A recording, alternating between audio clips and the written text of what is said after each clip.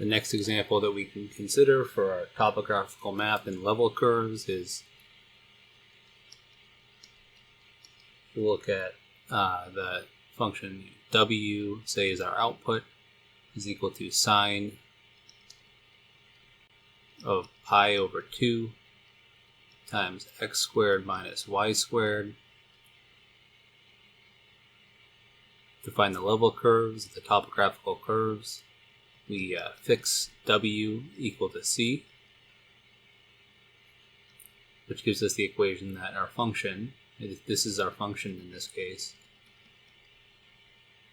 is sine of pi over 2 times x squared minus y squared. And if that is fixed at some c value, then we can actually solve for c. Right? This is going to be, or I should say, solve for x squared minus y squared here. Think of the shape of these level curves. If we take the inverse sine function, arc sine of both sides, we get pi over 2 times x squared minus y squared is equal to arc sine of c, which gives us the equation x squared minus y squared is equal to 2 over pi times arc sine of c. And this is the algebraic equation of the level curves for this function, which means for various values of c in the range of this function, we have the level curves are given by curves of the form x squared minus y squared is equal to some k value, where this k is 2 over pi times the arc sine of c. So curves of this form are hyperbolas, like we talked about before.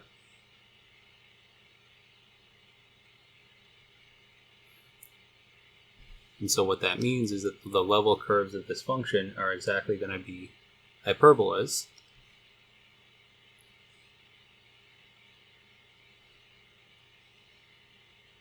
For various values of c.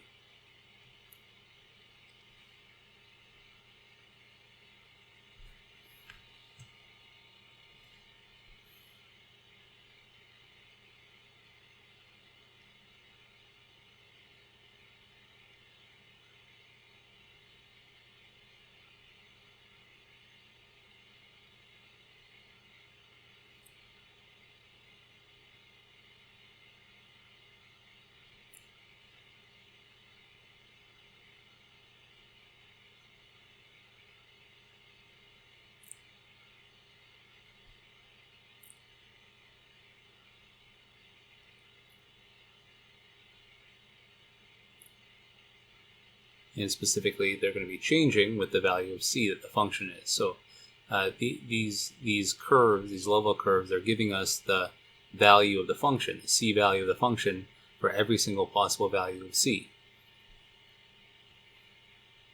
So again, if we open up our plotting window to try and visualize this, we can do just that.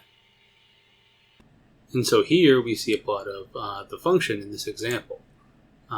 It's the function is sine of pi over 2 times x squared minus y squared. And you can very clearly see that they're at z equals 0. That's this light gray plane that's plotted. If we kind of rotate the plot a little bit, we're seeing that at z equals 0, the level curves, or the intersection of this plane with the surface, are exactly hyperbolas, as we predicted. And not only that, but if we want to make a plane down here, at the very bottom of the range, which is at -1, c equals -1, you can actually pick any value from -1 to +1, the range of the function, and do a cut of this function to get level curves. So let's say we stop here at c equals 0.5. Even at c equals 0.5, right, we're getting level curves that are exactly hyperbolas, which is very cool. Now, I do want to note that the plotting capabilities of certain plotting programs for various multivariable functions are going to struggle a little bit whenever you have very fast variability of the function. That's what's kind of happening here, in here as well. So even if we were to say zoom out a little bit, GeoGebra does its best to plot the function, but because there's so much variability, it's kind of very hard to plot the function out where it's changing very rapidly. That being said, we're very clearly seeing a picture of what we expected. But Desmos will give you a slightly nicer plot of just the curves themselves, the level curves themselves, if you kind of go through. And you can also do a slider. You can do a slider in both GeoGebra and in Desmos. But if we do sine of pi over 2 times x squared minus y squared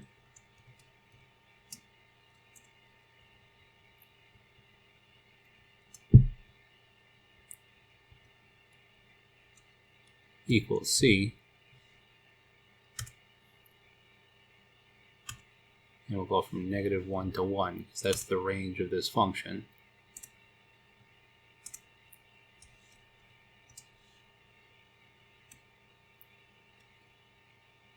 You can see a clear plot of the level curves of this function. And the level curves of this function are exactly hyperbolas. And as you move along, around to the level curves are changing on these hyperbolas. So for instance, these curves are the level curves for c equals -0.5. You change c to 0.2, the level curves change. So these right here are the level curves for c equals 0.02. But the idea is that this is how we visualize these functions of two variables. And you'll notice that this visualization is only, we're visualizing a function of two variables inside the two-dimensional space that you're in. So this is a very, very useful tool for us in terms of helping us figure out what a function of 2D is looking like inside its domain space. So a natural question to ask is, can we extend this idea to functions of three variables? And the answer is exactly yes, we can. Specifically, this is done using what's called a level surface.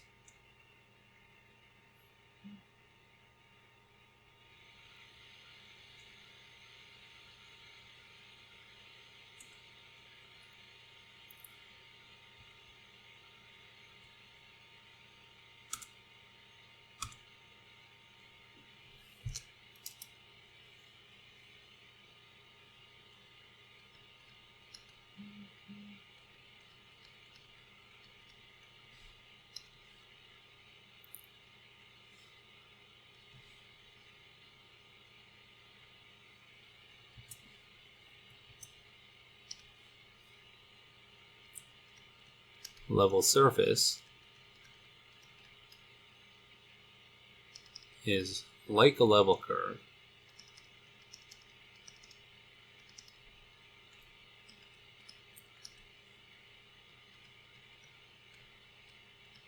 but for a function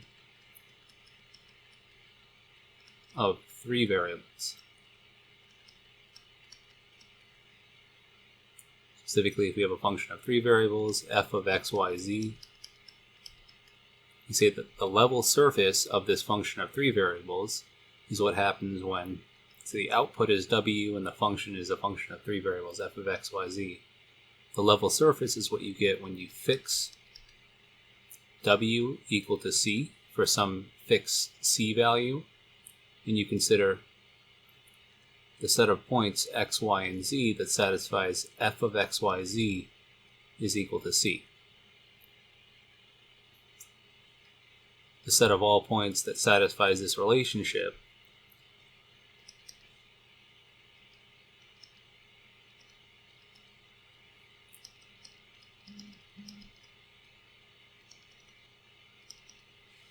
the set of all points x, y, z that satisfies f of x, y, z equals c is called the level surface of the function f corresponding to the value c.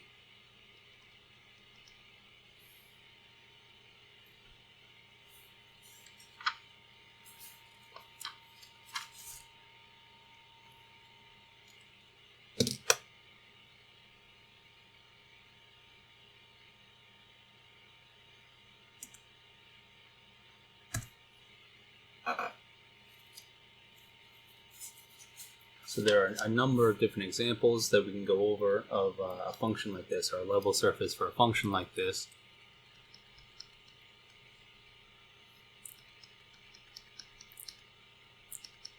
But I'll do a similar one to before, where f of x, y, z is equal to, we'll say, e to the negative x squared minus y squared minus z squared.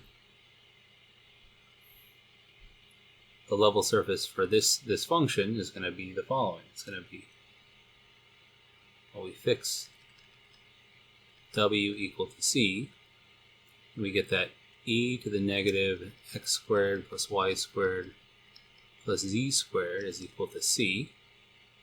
So we can take the natural log of both sides.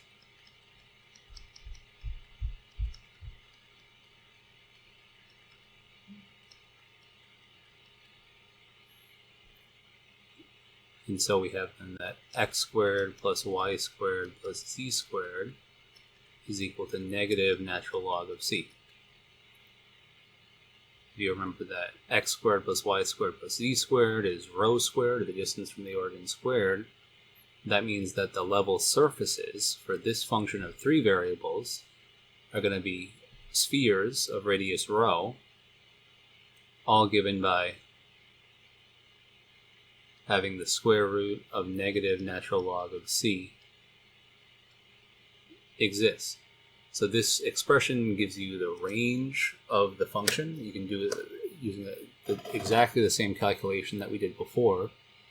But if we open up Python now and show a visualization using my plotting program for 3D functions, we can see a direct visualization of this. So this right here is the output of the Python graphing program that I wrote in Python, my custom Python code. And you can see that if we rotate this around, this is exactly a picture of this function, e to the negative x squared plus y squared. So you see that the level curves are definitely spherical. If you fix any value of the function, you get a sphere around the origin for that value of the function. The maximum value of the function is 1 right here. And I haven't plotted all points because the domain of the function is all values of x, y, and z. But as you move away from the origin, the value is getting closer and closer and closer to 0 at the minimum value of the function. So this is a pretty cool thing. These level surfaces allow us to visualize and understand how a function of three variables is changing with respect to moving around in space, which is a very important thing for things like temperature, mass density, really, the electromagnetic field, really any physical example you could think of, really is a function of variables, three variables in space, and possibly more variables like time. It could also be changing with respect to time. Let's do one more example.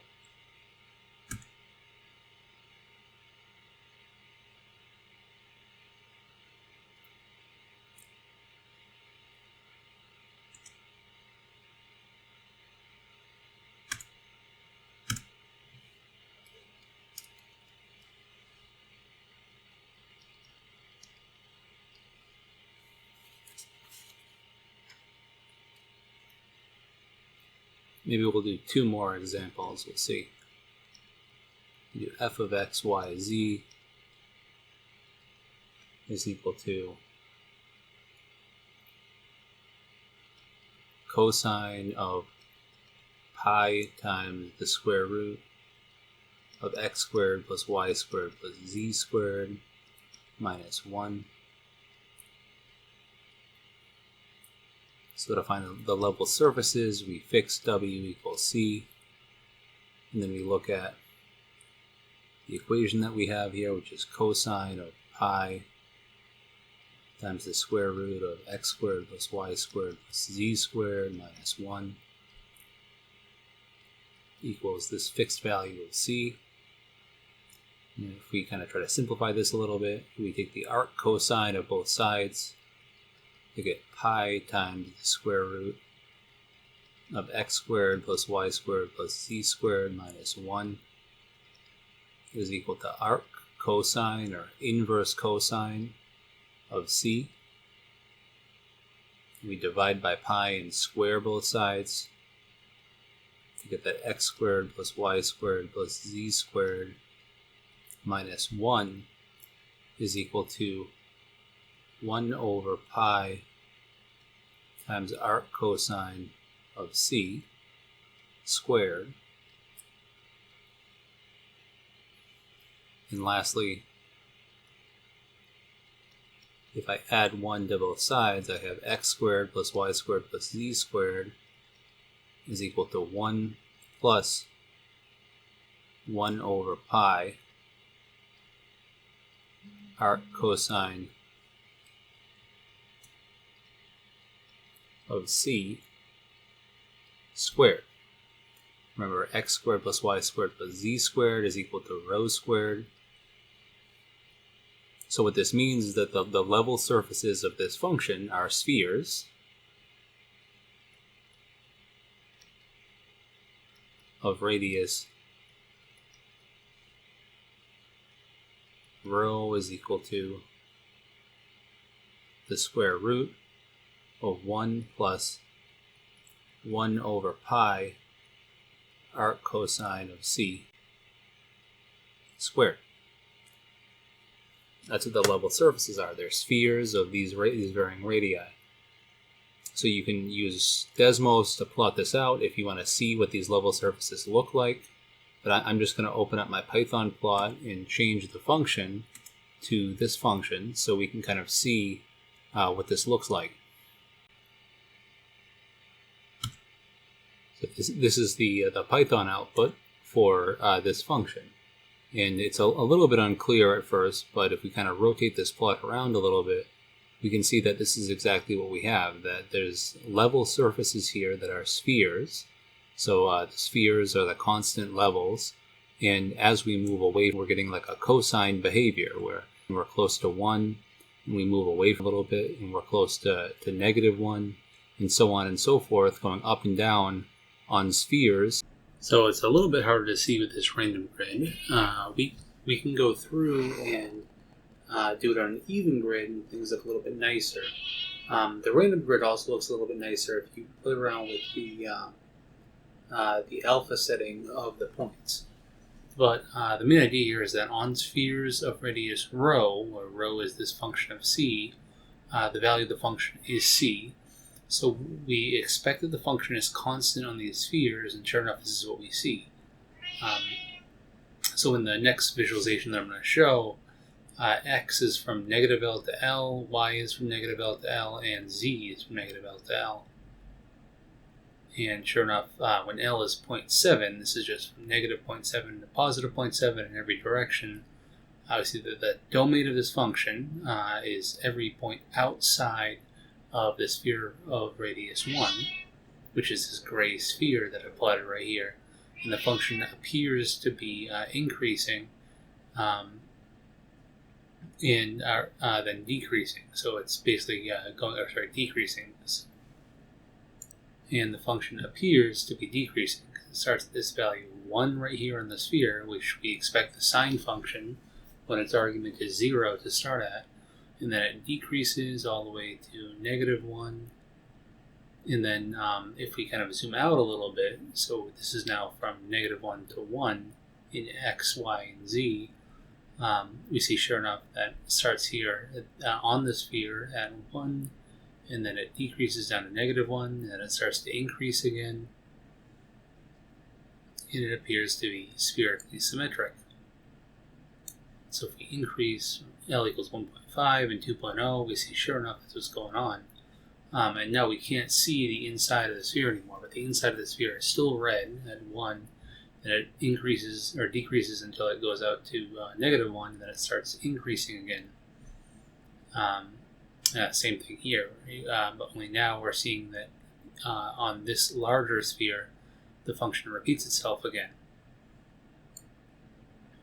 And all of these images right here are evidence of this fact. They're just kind of like progressively larger and larger and larger squares, so you can see that there really is this spherical symmetry with this function. So the case in point here, so the point of all this is to show that even in 3D, right, the function behavior very heavily depends on the level surfaces.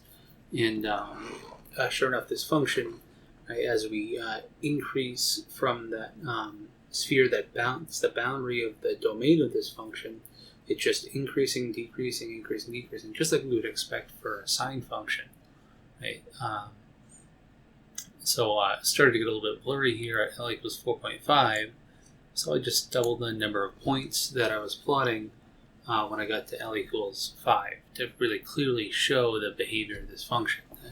It's acting like a sine function, -1 to 1, -1 to 1, but it's a sine function that's depending on the radius of the sphere or how far away you are from the origin.